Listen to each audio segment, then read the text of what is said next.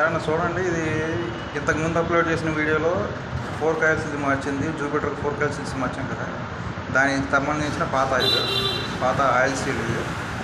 దానికి లెక్కనైతే ఒక పైపే పోయింది. మరి రెండు ఎందుకు మార్చారో డబ్బులు తప్పడానికి అంటారా? చెప్తా. ఇది ఆయిల్ సీల్ పోయిన పైపే, అండ్ ఇది వచ్చేసి లీక్ లేని పైప్. ఈ రెండు డిఫరెన్స్ ఏమైనా కనపడుతుంది మీకు? లేదు. ఇందులో నుంచి లీక్ వస్తుంది, ఇందులో నుంచి లీక్ రావట్లేదు. చూడండి ఎలా ఉందో. దీనికి పౌళ్ళు ఎలా ఉందో దీనికి పౌళ్ళు అలాగే ఉంది.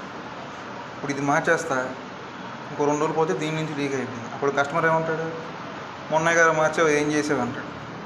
నేనప్పుడు తలదించుకోవాల్సి వస్తుంది.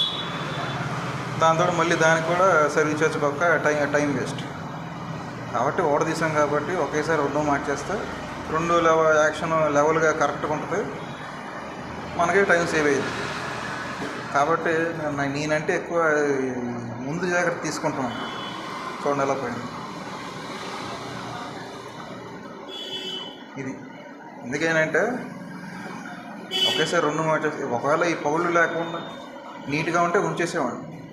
కానీ పగుళ్ళు ఉంది కాబట్టి, పగుళ్ళు లేకుండా ఎలాగంటే ఇంకో కాబట్టి నేను 2 పైపులు మార్చేసాను. ఒకటి లీక్ లేదు కదా, అలాగే వదిలేసి చనిపోవచ్చు. Thank you.